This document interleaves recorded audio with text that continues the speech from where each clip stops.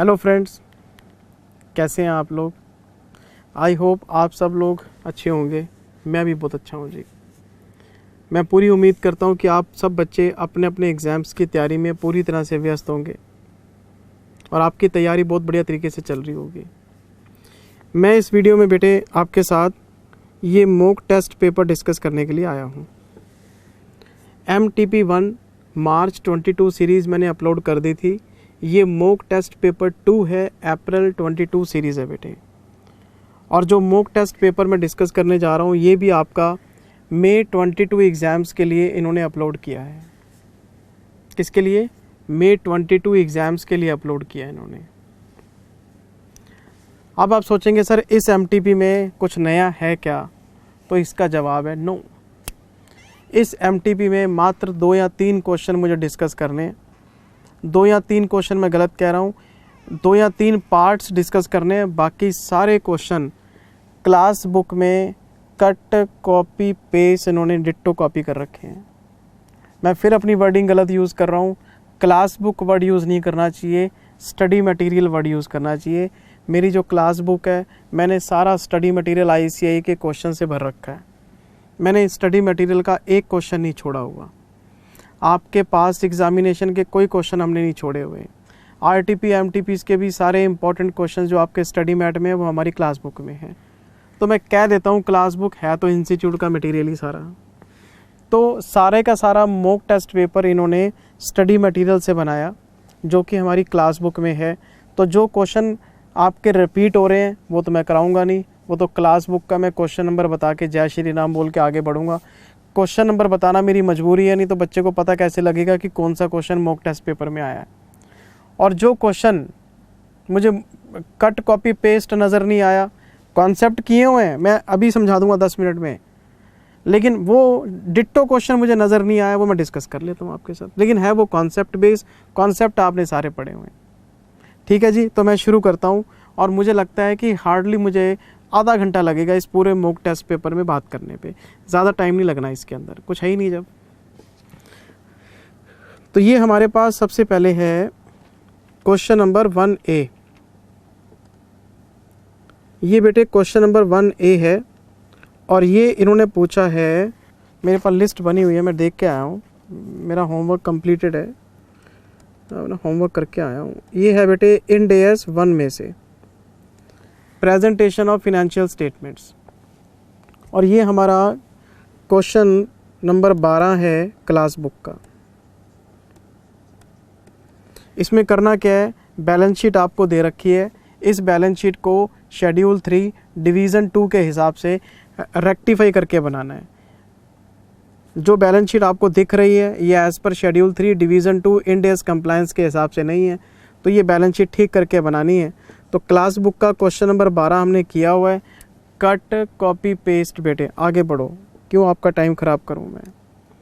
Class book खोलो, question number 12। मैंने तो अपने टेलीग्राम पे जो इस बैच के लिए बुक तैयार की थी हमने, इस बैच के लिए, उसका भी PDF टेलीग्राम पे पड़ा है। मतलब इंस्टीट्यूट की वेबसाइट पे मई 22 एग्ज़ाम्स ऑनवर्ड्स के लिए, मतलब मई 22 नवंबर 22 के लिए जो स्टडी मैट आया है उसके अकॉर्डिंग हमने जब अपना PDF अपडेट किया है, सारी बुक टेलीग्राम पे पड़ी है। आपने वो देखनी है वो देख लो, जो क्वेश्चन ऐड हुए हैं वो साथ में हमने ऐड किए हुए हैं। ये देखो जी, prepare a consolidated balance sheet using current non-current classification in accordance with IND AS 1 operating cycle is 12 months. आपको रेक्टिफाई करके बनानी है। 10 नंबर का क्वेश्चन पूछा इन्होंने, क्लास बुक का 12वां क्वेश्चन। ये आ गया जी B question. Question number 1 B part. देखने से लग रहा है कि लीज का क्वेश्चन है जी, तो पक्की बात है IND AS 116 का क्वेश्चन पूछा इन्होंने। ये भी 10 नंबर का क्वेश्चन है और ये हमारी क्लास बुक का बेटे क्वेश्चन नंबर 34 है। Question number 34 class book. Jindal sir similar है या सेम है? कट कॉपी पेस्ट, जो इसके पीछे वाला क्वेश्चन था कट कॉपी पेस्ट, फिगर्स भी चेंज नहीं की हुई, डिट्टो। तो सर क्या करने की ज़रूरत है? अगर आपने क्लास क्वेश्चन ढंग से किए हुए हैं तो आपको करने की क्या ज़रूरत है? दोबारा थोड़ा ना टाइम वेस्ट करोगे आप। पहला क्वेश्चन 20 नंबर का कवर हो गया सर। मैं आ गया सर क्वेश्चन नंबर 2A में। ये मैं पढ़ने जा रहा हूँ और ये इन्होंने पूछा है 6 मार्क्स के लिए, 6 नंबर का क्वेश्चन है। पढ़ते ही मज़ा आ जाएगा क्योंकि बिल्कुल आसान क्वेश्चन पूछा है इन्होंने। इसमें इंड AS 40 और इंड AS 16 दोनों अप्लाई करने हैं आपने। करूं बात शुरू इसमें। वैसे तो क्वेश्चन ये इंड AS 40 का है, इंड AS 16 की नॉलेज भी काम आएगी इसके अंदर। मैं लिख देता हूं, ये question Ind AS 40 and Ind AS 16 के ऊपर है। ठीक है जी, मैं इसको पढ़ना शुरू करता हूं। मज़ेदार क्वेश्चन है, 10 मिनट में हो जाएगा। On 1st April X1, an entity purchased an office block building for 50 lakh rupees and paid a non-refundable property tax and direct legal cost 250 and 50,000 respectively while acquiring the building। ये बात कोई बताने वाली है, 11वीं कक्षा से पढ़ते आ रहे हो कि अगर कोई एसेट हम परचेज़ करते हैं तो उसके ऊपर जो एक्सपेंस होंगे वो भी उसकी कॉस्ट का ही पार्ट है। अगर मान लो मैंने 50 लाख रुपए की कोई बिल्डिंग खरीदी है, ठीक है जी, 2.5 लाख रुपए मैंने उस पर प्रॉपर्टी टैक्स लगा दिया, ठीक है जी, 50,000 रुपये की कोई लीगल कॉस्ट मेरी खर्च हो गई, तो मैं 53 लाख रुपए पे आ गया हूँ। मैं 3 लाख रुपए के जो खर्चे हैं बिल्डिंग की कॉस्ट में कैपिटलाइज करूँगा। बहुत बढ़िया बात है जी, आगे चलते हैं। During X1, entity redeveloped the building into 2-story building। इन्होंने इस बिल्डिंग को रीडेवेलप किया और डबल स्टोरी बिल्डिंग खड़ी कर दी। डबल स्टोरी का मतलब 2 फ्लोर है। और जो एक्सपेंडिचर हुआ है रीडेवेलपमेंट पे उसकी भी डिटेल बता रहा है आपको। 1 लाख रुपए तो जी अप्रूवल पे आपको MCD की फ़ीस भरनी पड़ेगी, नक्शा पास कराया आपने। 10 लाख रुपए कंस्ट्रक्शन पे खर्च हो गए हैं और इसमें से 60,000 रुपये रिफंडेबल हैं। तो पहले तो मैं बिल्डिंग का अप्रूवल कॉस्ट जोड़ूंगा, 1 लाख रुपए का जोड़ दिया जी। अब मैं इसमें 9,40,000 रुपये कंस्ट्रक्शन कॉस्ट भी जोड़ूंगा। जोड़नी तो मेरे को 10 लाख चाहिए, पर 60,000 रिफंडेबल ड्यूटीज़ हैं। रिफंडेबल ड्यूटीज़ को हम कभी भी कॉस्ट का पार्ट नहीं समझते, तो 940 रह गया। और फिर मुझे क्वेश्चन कहता है ये जो 40,000 है ये एबनॉर्मल वेस्टेज है। और ये बात तो बच्चे को पता है कि जो एबनॉर्मल लॉसेस हैं वो कभी भी प्रॉपर्टी की कॉस्ट का पार्ट नहीं होते। एबनॉर्मल लॉसेस P&L में जाते हैं आपके। तो अगर हम उससे पूछें कि प्रॉपर्टी की कॉस्ट कितनी पड़ी आपको, तो मैं बोलूँगा 63,40,000। बिल्कुल ठीक बात है जी, 63,40,000। 10 40, हाँ 63,40 हो गया। आगे क्वेश्चन क्या कहते हैं? आगे मुझे क्वेश्चन कहता है जनाब, when the redevelopment of the building was completed on 1st October X1, जैसे ही हमारी बिल्डिंग तैयार हुई यूज़ करने के लिए, the entity rents out। ओहो, जैसे क्वेश्चन रेंट की बात करेगा इंड AS 40 लग जाएगा। ये तो इन्वेस्टमेंट प्रॉपर्टी है भाई। Investment property means land building which is held for rental और for long term appreciation. Definition सबको पता है।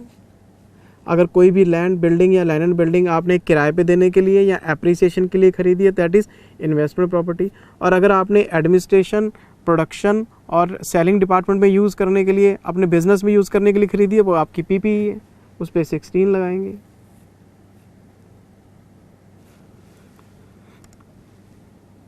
अगर आप बिल्डिंग्स का सेल परचेज करते हैं तो वो इन्वेंट्री है, वो इंड AS 2 में आएगी। अगर आपने किसी बिल्डिंग को नियर फ्यूचर में बेचना है वो 105 में आएगी। बहुत सारी बिल्डिंग्स के एग्जांपल हमने क्लास में किए हुए हैं। लेकिन कौन सा फ्लोर? सिर्फ ग्राउंड फ्लोर। ओहो, पूरी बिल्डिंग नहीं, सिर्फ ग्राउंड फ्लोर। पहले बताओ बिल्डिंग कितने स्टोरी है? 2 स्टोरी है जी, तो ग्राउंड फ्लोर किराए पे दे दिया। Ground floor of the building to its subsidiary under an operating lease in return for rental payment. पहली बात किसको दी इन्होंने? सब्सिडरी को। कौन सी लीज पे दी? ऑपरेटिंग लीज पे। तो मुझे एक बात बताओ, अगर मैं ग्राउंड फ्लोर की बात करता हूँ तो मेरे पास दो तरह की बुक्स बन सकती हैं, क्योंकि सब्सिडरी वर्ड हो गया। सब्सिडरी वर्ड आने का मतलब आपसे CFS के बारे में पूछेगा। तो सीधी सी बात ये है, मैं इस पे लगाऊंगा इंड AS 40 और मैं इसको इन्वेस्टमेंट प्रॉपर्टी मानूंगा। अगर मैं कोई भी प्रॉपर्टी अपनी ऑपरेटिंग लीज पे रेंटल कमाने के लिए देता हूँ तो वो मेरी इन्वेस्टमेंट प्रॉपर्टी है और मैं उस पर इंड AS 40 लगाऊंगा। लेकिन पंगा क्या है, मैंने वो दिया अपनी सब्सिडरी को, मैं सब्सिडरी के साथ फिर CFS बनाऊंगा। जब CFS बनाऊंगा तो वो प्रॉपर्टी फिर वापस आ जाएगी। मैंने इसमें भी बहुत सारे केस बताए थे, मैंने सब्सिडरी को दी, सब्सिडरी ने आगे लेट आउट कर दी थर्ड पार्टी को, वो CFS में नहीं आती, हम उस पर चर्चा नहीं करेंगे। मैंने सब्सिडरी को कोई प्रॉपर्टी दी किराए पे, मैं CFS बना रहा हूँ, तो सब्सिडरी को दी हुई प्रॉपर्टी फिर मेरे CFS में वापस आ गई, तो फिर इन्वेस्टमेंट प्रॉपर्टी कैंसिल हो गया, वो मेरा PPE बन गया, क्योंकि सब्सिडरी जो प्रॉपर्टी अपने बिजनेस में यूज़ कर रहा है, CFS में वो बिज़नेस मेरा ही बन जाता है, तो वो मेरे ही बिज़नेस में वापस आ जाएगी, तो मैं उसको PPE मानूंगा। सारी बातें आपको इंड AS 40 में समझाई तो हुई हैं। आप क्वेश्चन नंबर 17 खोल के देखो क्लास बुक का, 16, 17, 18 सब इन्हीं चीज़ों पे किए हैं हमने। ऐसा कोई कॉन्सेप्ट ही नहीं जो हमने क्लास में डिस्कस ना किया हो बच्चे। अच्छा देखो क्वेश्चन आगे क्या कहता है, the subsidiary uses the building as retail outlet for its product. Subsidiary इस बिल्डिंग को अपने बिजनेस में यूज़ कर रहा है, तो कोई बात नहीं, उसने थर्ड पार्टी को नहीं दिया। तो जब मैं CFS बनाऊंगा, होल्डिंग सब्सिडरी इकट्ठे हो जाएंगे, तो होल्डिंग ने जो प्रॉपर्टी सब्सिडरी को दी होगी, लेट आउट की होगी, जब CFS बनाएंगे तो एक ही वो बिल्डिंग वापस हमारे CFS में आ जाएगी, उसका बिज़नेस मेरा बिज़नेस, हम सिंगल एंटिटी बन गए, तो हम ये मानेंगे कि वो प्रॉपर्टी हमारे ही बिज़नेस में यूज़ हो रही है, तो CFS में हम उस पर 16 लगा देंगे और वो हमारी PPE बन जाएगी। मैं किसकी बात कर रहा हूँ, ग्राउंड फ्लोर की। तो ग्राउंड फ्लोर का classification stand alone financial statement में इंड AS 40 के हिसाब से इन्वेस्टमेंट प्रॉपर्टी की तरह होगा, और CFS में इंड AS 16 की तरह PPE की तरह होगा, क्योंकि CFS में होल्डिंग सब्सिडरी इकट्ठे हो जाते हैं, उसका बिजनेस मेरा बिजनेस, मेरी प्रॉपर्टी मेरे बिजनेस में यूज़ हो रही है सिंगल एंटिटी में, तो वो हमारा। ऐसे मत देखो मेरे को, अब आप ऐसे मत देखो, सब करवाया हुआ बच्चे, मैंने कुछ नहीं बताया आपको, ये सब चीज़ें आपकी नॉलेज में हैं। The entity kept first floor, अब क्वेश्चन आ गया फर्स्ट फ्लोर पे, for its own administration and maintenance staff usage. First floor अपने स्टाफ को दे रखा है और मेंटेनेंस पर्पज़ के लिए यूज़ कर रहे हैं, तो बिजनेस में यूज़ हो रहा है। अगर आप मुझसे पूछें जी फर्स्ट फ्लोर का क्या क्लासिफिकेशन है, मैं बोलूँगा स्टाफ यूज़ कर रहा है, बिजनेस में यूज़ हो रहा है, 16 लगा दो और इसे PPE मानो। कौन से बुक्स में, SFS में भी और CFS में भी, दोनों जगह। अच्छा फर्स्ट फ्लोर में कोई कन्फ्यूज़न नहीं है, फर्स्ट फ्लोर आपका प्रॉपर्टी प्लांट इक्विपमेंट है, आप चाहे SFS बनाओ, आप चाहे CFS बनाओ, लेकिन जो आपका ग्राउंड फ्लोर है उसमें पंगा है, उसमें SFS में अलग क्लासिफिकेशन है, CFS में अलग क्लासिफिकेशन है। अच्छा फिर क्वेश्चन हमें क्या कहता है जी, इक्वल वैल्यू कैन बी, अच्छा इसको 2 से डिवाइड करो, कर दिया जी।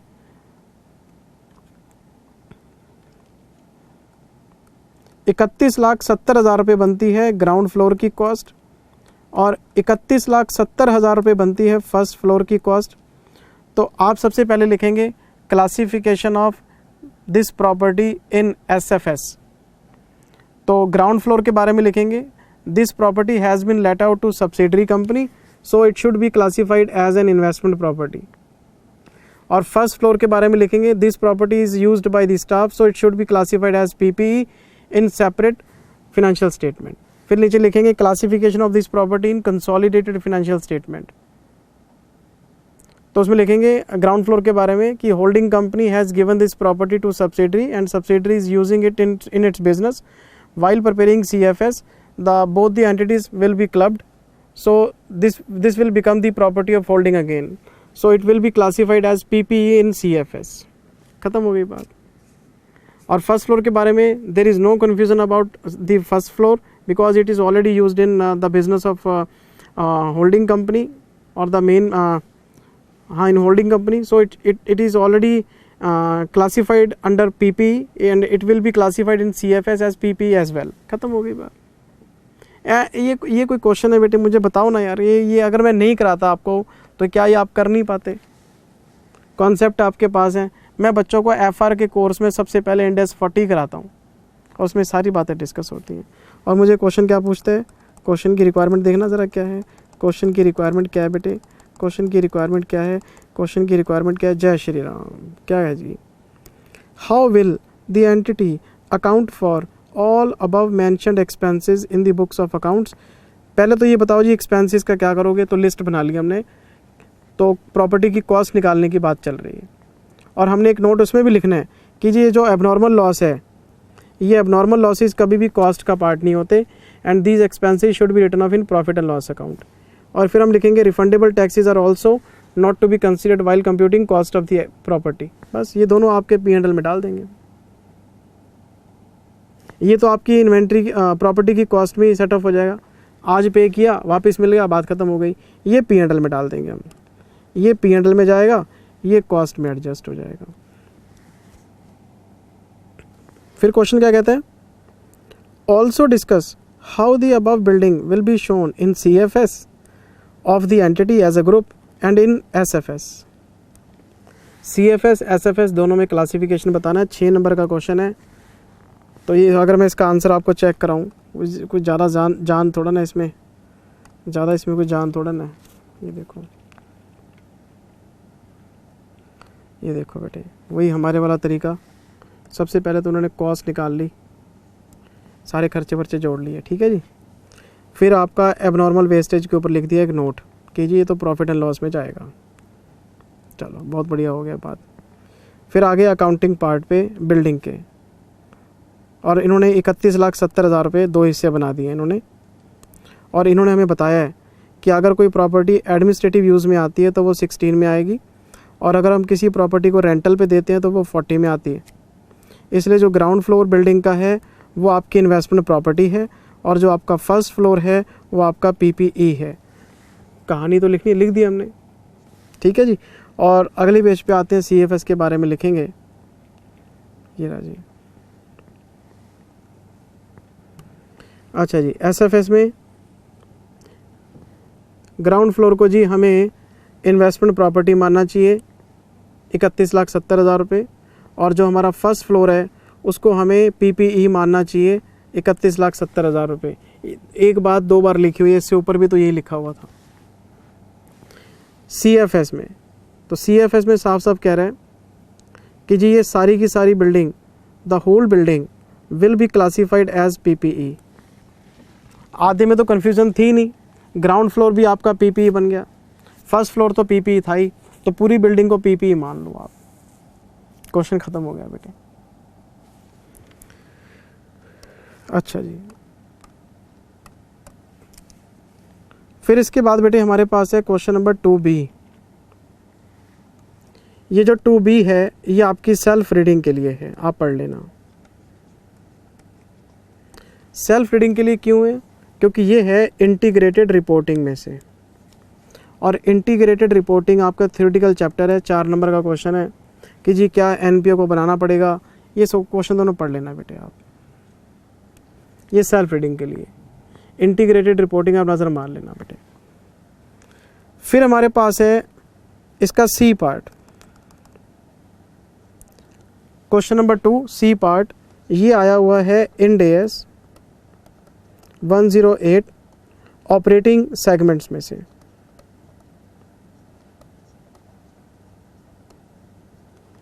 इंड AS 108 ऑपरेटिंग सेगमेंट्स में से, और ये हमारी क्लास बुक का क्वेश्चन नंबर 14 है जी।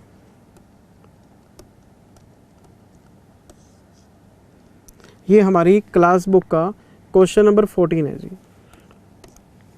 ये हमारी क्लास बुक का क्वेश्चन नंबर 14 है, cut copy paste ditto question, और ये पास्ट एग्जाम्स में भी आया हुआ है। ये स्टडी मटेरियल का क्वेश्चन है, एक बार पेपर में आ चुका।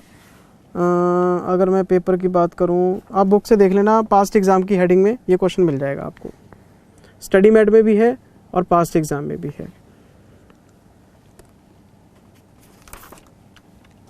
अच्छा जी, उसके बाद आ गया क्वेश्चन नंबर 3A। लो जी, 3A कितने नंबर का क्वेश्चन है? ये भी 6 मार्क्स का क्वेश्चन है। इंड AS 111 जॉइंट अरेंजमेंट का क्वेश्चन है जी। अब ये जॉइंट ऑपरेशन है या जॉइंट वेंचर है, उस चीज़ पे डिस्कशन है सारे का सारा, और ये क्लास में किया हुआ बेटे हमने। क्लास बुक का क्वेश्चन नंबर 19 है जी। क्लास बुक का क्वेश्चन नंबर 19 है। रेफरेंस में आपको स्टडी मटेरियल के क्वेश्चन की दे सकता हूँ, लेकिन स्टडी मेट में ढूंढना पड़ेगा। क्लास बुक आपके पास पड़ी है, पन्ने पलटने। क्लास बुक का 19वां क्वेश्चन है। मेरी जो क्लास बुक है और स्टडी मटेरियल है, दोनों में कोई फ़र्क थोड़ा ना है, आपको ढूंढना आसान हो जाएगा बस। और ढूंढना है ही क्यों, जब पढ़ा हुआ है सब कुछ आपने। कुछ नया नहीं मिला सर, चलो आगे। कुछ नया दिखेगा मैं रुकूंगा, नहीं दिखेगा मैं चलता रहूँगा। कट कॉपी पेस्ट क्वेश्चन थोड़ा ना कराऊंगा सर आपको। ये बेटे इसका बी पार्ट है। इंड AS 109 फाइनेंशियल इंस्ट्रूमेंट का क्वेश्चन है। सो वही स्टाफ को लोन दिया है इन्होंने, स्टाफ लोन वाला क्वेश्चन है, और क्लास बुक का क्वेश्चन नंबर 55 है, आप देख सकते हैं। क्लास बुक क्वेश्चन नंबर 55 है, कुछ नया नहीं है, वही स्टाफ लोन वाला क्वेश्चन है। इन्होंने स्टाफ को जी हाउसिंग लोन दिया है अपने एम्प्लॉयज़ को। मार्केट रेट है 10% का, इन्होंने दिया 6% पे। ऑफ मार्केट टर्म्स है, फेयर वैल्यू निकाल के वो टेबल बनाना है, अमोर्टाइजेशन टेबल। अच्छा जी सर, चलते चलते मैं आ गया क्वेश्चन नंबर 4A पे। 4A चेन होल्डिंग का क्वेश्चन है जी, स्टडी मैट का क्वेश्चन है, एक बार एग्ज़ाम में भी आ चुका। ये हमारी क्लास बुक का क्वेश्चन नंबर 70 है।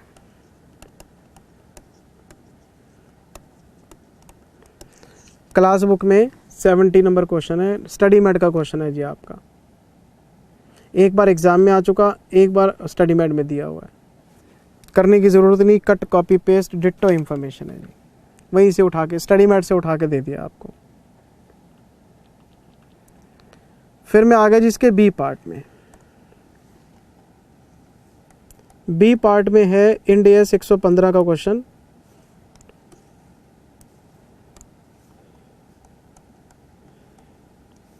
ट्रांजैक्शन प्राइस निकालना है, मैं डिस्कस करूंगा इसे जी आपके साथ।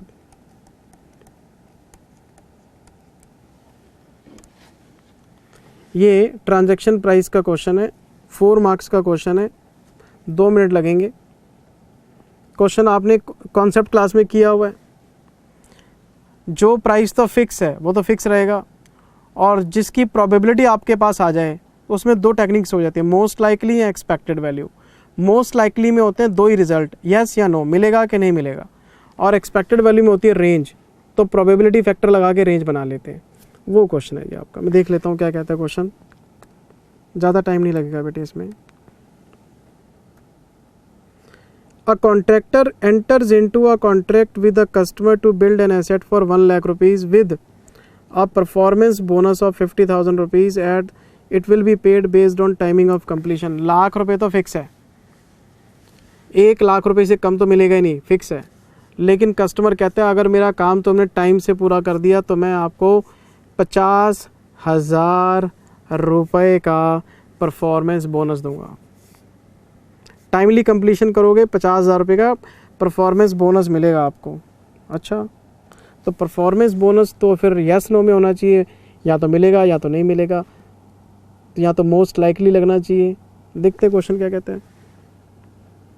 The amount of the performance bonus decreases by 10% per week for every week beyond the agreed upon completion date. अगर आपने काम लेट किया तो हर हफ्ते आपका बोनस 10% से कम होता जाएगा। मान लो 1 हफ्ते का डिले हो गया तो बोनस 5,000 से कम हो जाएगा, 45 रह जाएगा। अगर 2 हफ्ते हो गए तो 40 रह जाएगा, क्योंकि 50,000 का 10% 5,000 रुपये बनते हैं, तो हर हफ्ते के लिए 5,000 रुपये कम होते जाएंगे। इसका मतलब अब इसमें रेंज बन गई। अगर तो सिर्फ 50,000 की बात होती, मिलेगा कि नहीं मिलेगा, यस और नो, तो मोस्ट लाइकली अब हफ्तों के हिसाब से है। यार 1 हफ्ता लेट हो गया तो मिल सकते हैं 45,000, 2 हफ्ते लेट हो गए, 3 हफ्ते, तो अमाउंट के कई स्लैब बन गए। अब इसमें ये एक्सपेक्टेड वैल्यू लगाएगा रेंज वाली, देखना आप। The contract requirements are similar to those contracts that contractor has performed previously and management believes that such experience is predictive for this contract. इस तरह के काम पहले भी हमने किए हैं और इसकी प्रिडिक्शन लगाई जा सकती है कि काम पूरा होगा कि नहीं होगा. The contractor concludes that expected value method is most predictive case. कौन सा method? Expected value method, range वाला मेथड. देख लेते हैं क्या कहता है जी क्वेश्चन. आगे क्वेश्चन कहता है the contractor estimates that there is a 60% probability the contract will be completed by the agreed upon completion date. पहले बताओ मुझे फिक्स्ड प्राइस कितना है? 1,00,000 रुपये. अब आते हैं बोनस पे. बोनस में लगेगी रेंज. नंबर 1, 50,000 रुपये मिलने के हैं 60% चांस. इन्हें लगता है कि 60% प्रोबेबिलिटी है कि जो कॉन्ट्रैक्ट है वो टाइम पे पूरा हो जाएगा. ठीक है, आगे 30% प्रोबेबिलिटी है कि काम 1 हफ्ता लेट हो जाएगा. 1 हफ्ता लेट हो जाएगा तो 10% कम हो जाएगा तो 45,000 ही बचेगा फिर. तो ये 13,500 हो गया. और इन्हें लगता है कि 10% प्रोबेबिलिटी है कि काम 2 हफ्ते लेट हो जाएगा. अगर काम 2 हफ्ते लेट होगा तो 40,000 रह जाएगा. 4,000, 1,47,500 आंसर. हमें कहते हैं जी बताओ ट्रांजैक्शन प्राइस कितना है? तो ट्रांजैक्शन प्राइस है 1,47,500. अच्छा जी, देखना पड़ेगा. 1,47,500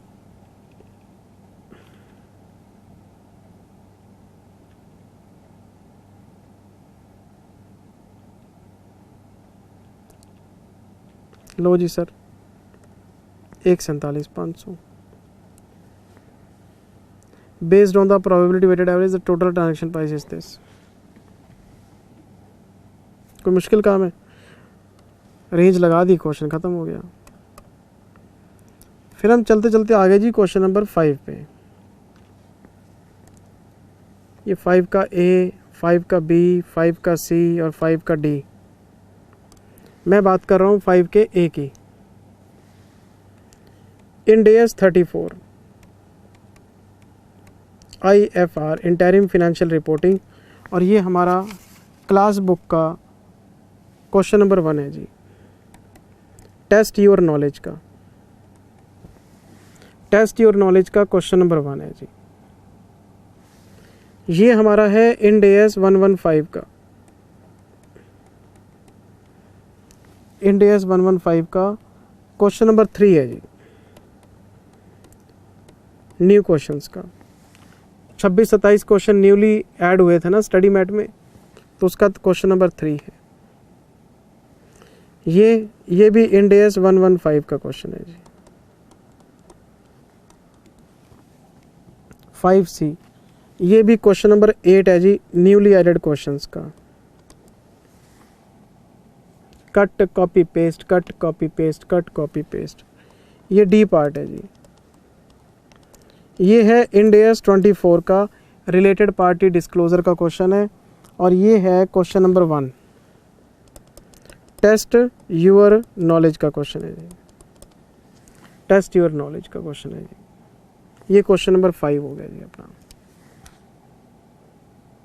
4 पार्ट हैं, चारों किए हुए है. कुछ इस पूरी MTP में बताओ मुझे, कुछ नया नहीं है. देखो RTP और MTP होते हैं सेल्फ प्रैक्टिस के लिए. ये आजकल फैशन हो गया है कि सारे टीचर्स को देना पड़ रहा है सर, बस इसीलिए दे रहे हैं सर हम. मैं आ गया सर क्वेश्चन नंबर 6A में. ये मैं अभी डिस्कस कर लेता हूँ. ये इंड AS 23 का है और ये पैराग्राफ 6E का क्वेश्चन है. शायद आपको रूल याद हो. अगर हमने लोन फॉरेन बैंक से ना लिया होता, इंडिया से लिया होता तो कितना ब्याज होता. फॉरेन बैंक से लोन लिया और ब्याज हमने कम दिया तो चेक करो नोशनल सेविंग कितनी है. हम क्लास में मुद्दा उठाते हैं ना कि कंपनी फॉरेन बैंक से लोन लेती ही क्यों है, इंडिया में क्या बैंक नहीं है. तो उसका जवाब क्या आता है, फॉरेन बैंक के जो रेट ऑफ इंटरेस्ट हैं वो कम है in compare to Indian banks, तो हम ब्याज बचाने के लिए फॉरेन करेंसी में लोन लेते हैं। तो एक तरफ तो हम ब्याज बचाते हैं, नोशनल सेविंग आ जाती है, इंडिया से लेते हैं तो ब्याज ज़्यादा जाता, फ़ॉरेन से लोन लिया तो ब्याज कम गया, तो एक तरफ नोशनल सेविंग आ जाती है। लेकिन इसका एक नेगेटिव इम्पैक्ट भी है, इंडियन करेंसी सर पुअर है, और लोन आपने डॉलर में लिया और डॉलर का रेट बढ़ गया तो आपको लोन ज़्यादा वापस करना पड़ेगा, लायबिलिटी इंक्रीज़ हो जाएगी, एक्सचेंज लॉस हो सकता है। एक तरफ ब्याज बचा रहे हो, एक तरफ एक्सचेंज लॉस आ रहा है, तो आपको सेट ऑफ करने की इजाज़त है। तो हम अकाउंटिंग नोशनल सेविंग की नहीं करते, हम अकाउंटिंग कर रहे हैं एक्सचेंज लॉस की। तो ये जो 6E है ये क्या कहता है, अगर आपका एक्सचेंज लॉस आपकी नोशनल सेविंग की बाउंड्री तक है तो आप कैपिटलाइज कर लो क्वालिफाइंग एसेट की कॉस्ट में, ये सोच के कि अगर आप ब्याज इंडिया में पे कर रहे होते हैं इंडियन बैंक को तो भी तो हम आपको कैपिटलाइज करने की परमिशन देते। तो नोशनल सेविंग तक आपका जो एक्सचेंज लॉस है आप कैपिटलाइज कर सकते हैं, लेकिन अगर आपका एक्सचेंज लॉस नोशनल सेविंग से ऊपर गया तो फिर आपको प्रॉफिट एंड लॉस में राइट ऑफ करना पड़ेगा, क्योंकि इंड AS 21 साफ साफ कहता है कि एक्सचेंज फ्लक्चुएशन P&L में जाते हैं।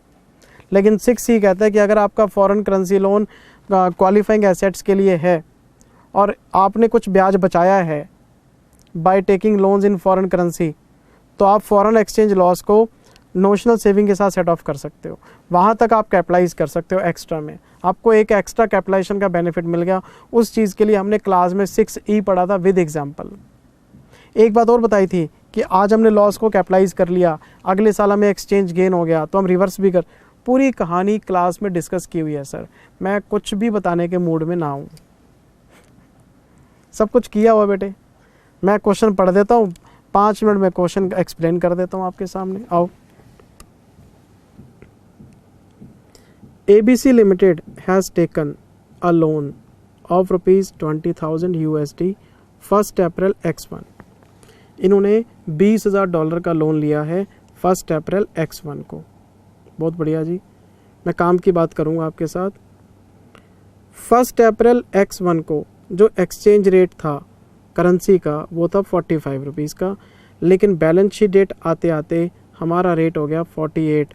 तो हमारा सबसे पहला काम है एक्सचेंज लॉस बताओ कितना हुआ हमें।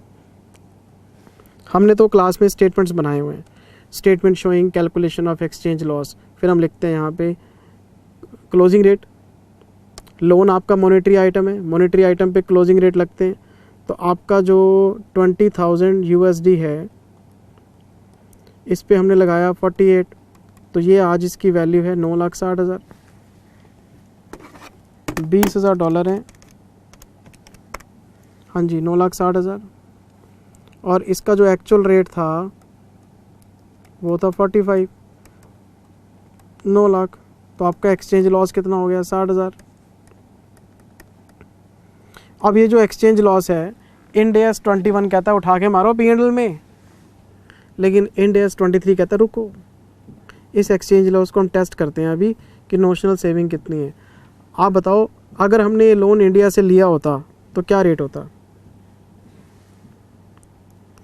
The corresponding amount could have been borrowed by company from State Bank of India in local currency at interest rate of 11% per annum. ठीक है ना, जिस दिन हमने लोन लिया था उस दिन 9 लाख रुपए का रेट था, तो इंडियन ब्याज बचाओ कितना है, इंडियन इंटरेस्ट। जिस दिन हमने लोन लिया था उस दिन 9 लाख रुपए, अगर हमें 9 लाख की ज़रूरत थी, हमने $20,000 का लोन ले लिया 45 के हिसाब से।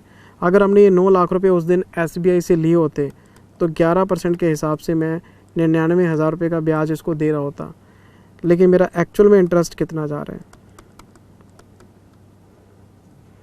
20,000 USD है, इसका 5% रेट है, 5%, और एनुअल है ना, एनुअल है तो 1 साल बाद देना है। तो आज रेट हो गया 48 का,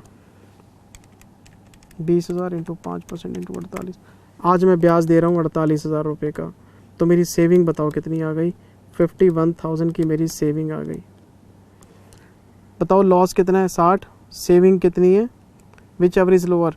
तो 51,000 रुपीज़ तो मैं कैपिटलाइज कर सकता हूँ, और बाकी के 9,000 रुपये मुझे P&L में भेजने पड़ेंगे। क्यों, अगर मैं इंडिया से भी लोन लेता तो भी 99,000 से ज़्यादा ब्याज तो मैं कैपिटलाइज कर ही नहीं सकता।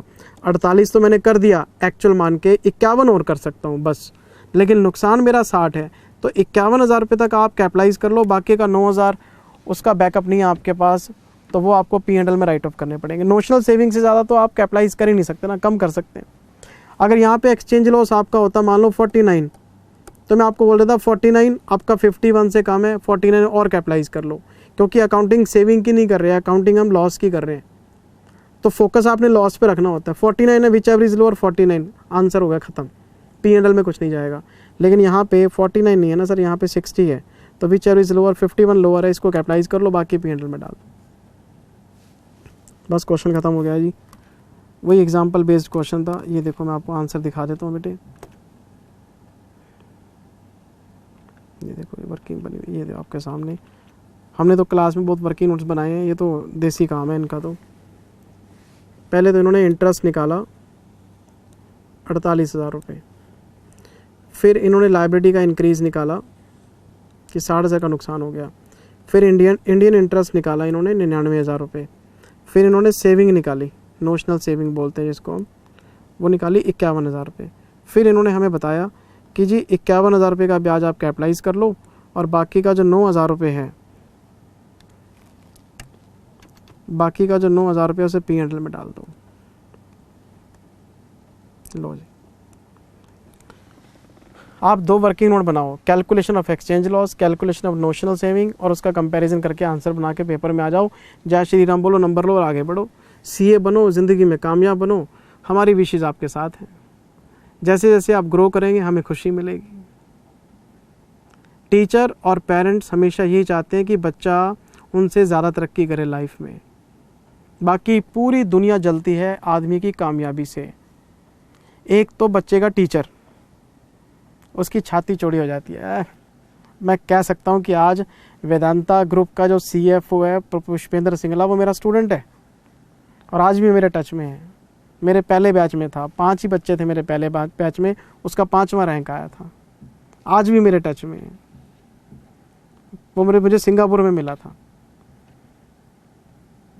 कितनी खुशी होती है, बहुत खुशी होती है सर, बच्चे कामयाब होते हैं। तो दुबई में जो सुल्तान है वहाँ के, मेरे को नाम भी नहीं याद होते, दुबई के जो सुल्तान हैं, जो मालिक हैं दुबई के, उनकी जो कंपनी का जो CFO है निखिल, वो अपने से मेरा स्टूडेंट है सर। उसने मेरे साथ कॉस्टिंग FM भी पढ़ाया हुआ है। फिर उसको पढ़ाने में मज़ा नहीं आया, वो वहाँ शिफ्ट हो गया। उसके फादर अच्छे प्रोफाइल पे थे, वो वहाँ अब CFO है। कितनी खुशी होती है। एक तो आपके पेरेंट्स और एक आपका टीचर, ये आपकी कामयाबी पे हमेशा आपको दुआएं देंगे, बेटा और आगे बढ़ो। बाकी सब लोग आपकी टांग खींचने वाले हैं, ये बात आप याद रखना। कभी सुना है कि आप टीचर से मिलने गए हो और टीचर को आपने बोला जी मैं यहाँ पहुँच गया ज़िंदगी में, और वो उसका मुंह बन गया हो? वो हमेशा आपको मुस्कुराता हुआ मिलेगा, क्योंकि टीचर को खुशी होती है कि नहीं मेरा बच्चा बहुत आगे निकल गया दुनिया में, है ना। चलो, समाज के लिए ज़रूर अच्छा करना। पैसा कमाना कोई बुरी बात नहीं, फिनेंशियल गोल होने चाहिए।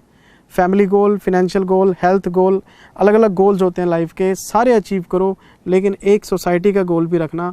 अगर ज़िंदगी में किसी मुकाम पे पहुंचो और आपके अंदर सामर्थ्य हो तो सोसाइटी के लिए थोड़ा बहुत ज़रूर करना, और चैरिटी सोच समझ के करना कि वो चैरिटी लोगों तक पहुंच रही है कि नहीं पहुंच रही। रास्ते में खाने वाले भेड़िए बहुत हैं, लोगों तक पैसा पहुंच ही नहीं रहा, ज़रूरतमंद तक पहुंच ही नहीं रहा, है ना। चलो, अब बोलेंगे सर किधर चले गए आप? जय श्री राम, जय श्री राम, जय श्री राम। सर आप करते हैं चैरिटी, भाषण तो दे रहे हैं, अगर मैं नहीं करता तो आपको भी नहीं कहता। हम दूसरों को वही एडवाइस देते हैं जो हम खुद करते हैं, लेकिन ये बातें डिस्क्लोज नहीं की जा सकती, क्योंकि चैरिटी करते हैं हम सेल्फ सेटिस्फैक्शन के लिए। मैं क्या कर रहा हूँ, किधर जा रहा हूँ, मेरी बात समझ रहे हैं। अब मैं अगर वो शेयर करना शुरू करूँगा वो पब्लिसिटी स्टंट हो जाएगा। नहीं, भगवान लिख रहे हैं ना कॉपी में, सब कुछ लिख रहे हैं, उनको दिखाने के लिए कर रहा हूँ जो कर रहा हूँ, दुनिया को दिखाने के लिए कुछ भी नहीं है ना। चलो जी आगे, 6A हो गया जी। 6A का एक ऑल्टरनेटिव भी है, ये तो किया हुआ है। ये कौन सा है? ये हमने किया था इंड AS 105, ये क्वेश्चन इंड AS 105 और क्वेश्चन नंबर 4 है न्यूली एडेड क्वेश्चंस का। इंड AS 105 में May 21 का जो स्टडी मटेरियल हुआ था चेंज काफ़ी ज़्यादा, उसमें 4 क्वेश्चन ऐड हुए थे, ये चौथा क्वेश्चन है, क्लास बुक में मिल जाएगा आपको। ये है 6B, ये भी किया हुआ है 6B इंड AS 21। अच्छा, इंड AS 21 और ये क्वेश्चन नंबर 3 है क्लास बुक का जी, एक्स्ट्रा क्वेश्चंस का। सीधी सी बात, क्लास बुक में है ये क्वेश्चन, नया कुछ नहीं है जी। जो नया था मैंने आपको बता दिया।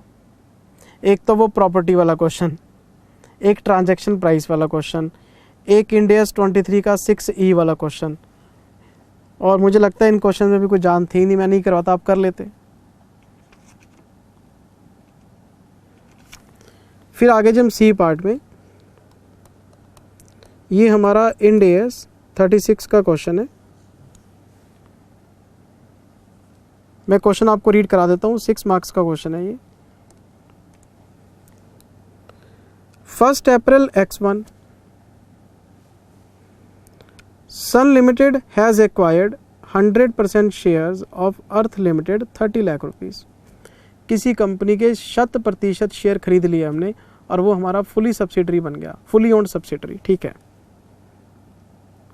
Sun Limited has 3 cash generating units A, B, C with a fair value of 12, 8 and 4 lakh respectively।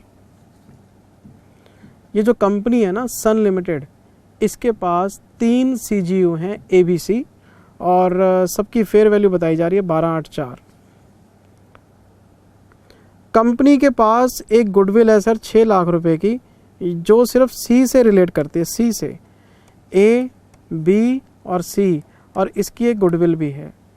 क्या इसकी कोई गुडविल है? नहीं है, सिर्फ सी की एक गुडविल है। अब गुडविल का रूल सबको पता है, गुडविल की कोई लाइफ नहीं होती, ये इनडेफिनेट एसेट है।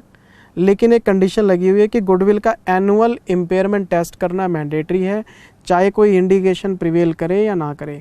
इम्पेयरमेंट कब करते हैं हम? इम्पेयरमेंट करते हैं जब हमें कोई इंडिकेशन नज़र आता है। अगर कोई इंडिकेशन प्रिवेल करता है एक्सटर्नल और इंटरनल, तो हम CGU या एसेट्स का इम्पेयरमेंट करते हैं, और अगर इंडिकेशन नहीं है इम्पेयरमेंट नहीं करते। लेकिन गुडविल का इंडिकेशन हो या ना हो, एनुअली इम्पेयरमेंट टेस्ट कंडक्ट करना मैंडेटरी है, क्योंकि गुडविल की कोई लाइफ नहीं है, तो इसका एनुअली इम्पेयरमेंट टेस्ट करो। अच्छा, आगे क्वेश्चन क्या कहता है जी? During the financial year X2 X3, ठीक है, the CFO of the company has a view that there is no requirement of any impairment testing of any CGU since their recoverable amount is comparatively higher than the carrying amount and believes there is no indicator। ठीक है जी, CFO कहता है जी ना तो कोई indicator है, indicator नहीं है, डन, और रिकवरेबल अमाउंट भी ज़्यादा है, तो CFO को लगता है कि भाई कोई भी इम्पेयरमेंट टेस्टिंग करने की ज़रूरत नहीं है। अब इसका जवाब क्या है कि आपका CFO CGU A, CGU B इन दोनों के लिए तो बिल्कुल करेक्ट कह रहे हैं हमें कोई दिक्कत नहीं है। जब कोई इंडिकेशन प्रिवेल नहीं करता और रिकवरेबल वैल्यू भी ज़्यादा है, A और B का इम्पेयरमेंट टेस्ट करने की ज़रूरत नहीं है। लेकिन C के लिए वो गलत कह रहा है। क्यों? क्योंकि C के साथ गुडविल अटैच हो गई और गुडविल के लिए इंडिकेशन नहीं चाहिए, तो आपको C और उसकी गुडविल के लिए इम्पेयरमेंट टेस्ट करना ही पड़ेगा, चाहे इंडिकेशन हो या ना हो। C के लिए वो गलत हो गया। A और B की बात मैं सहमत हूँ, there is no indication, recoverable amount is high, so there will be no need of any impairment test in relation to CGU A and B, but CGU C should be tested for impairment annually because it has goodwill and annual impairment test is mandatory for goodwill। आगे question कहता है analyze whether the view adopted by CFO is correct, no, if not advise the correct। तो इसमें लिखना है जी correct तो है, लेकिन A और B के लिए, C के लिए तो करना पड़ेगा आपको। बस हो गया काम ख़त्म। ये मैं आपको आंसर चेक करा देता हूँ फटाफट से, 2 मिनट का काम है, मैं जा रहा हूँ। उसके बाद आपका टाइम नष्ट नहीं करूँगा, समय नष्ट नहीं करूँगा आपका। ये देखो सर, ये रहा, ये इसका आंसर है। Sun Limited has not tested any CGU on account of having any indication of impairment is partially correct in respect of A and B but not C. Hence, the treatment made by the company is not accordance with 36. Impairment testing in respect of A and B are not required since there are no indication impairment. However, it shall test CGU irrespective of an indication annually goodwill. ये देखो ना, Sun Limited shall test CGUC irrespective of any indication of impairment annually as the goodwill acquired for C के हिस्से में goodwill आ रही है, इसलिए आपको एनुअल टेस्ट तो करना ही पड़ेगा। लो जी, मैंने आपको सारे क्वेश्चन गो थ्रू कर दिए। मेरे पास कुछ था नहीं बताने को, मैं चाहता तो इसको रिकॉर्ड ना भी करता, लेकिन कर दिया सर। जब सारे MTP दिए हैं तो ये क्यों ना दूँ आपको। ठीक है जी, thank you very much, take care, bye bye, God bless you, best of luck, खुश रहो, खूब तरक्की करो, कामयाब हो ज़िंदगी में, bye bye, love you all, bye bye.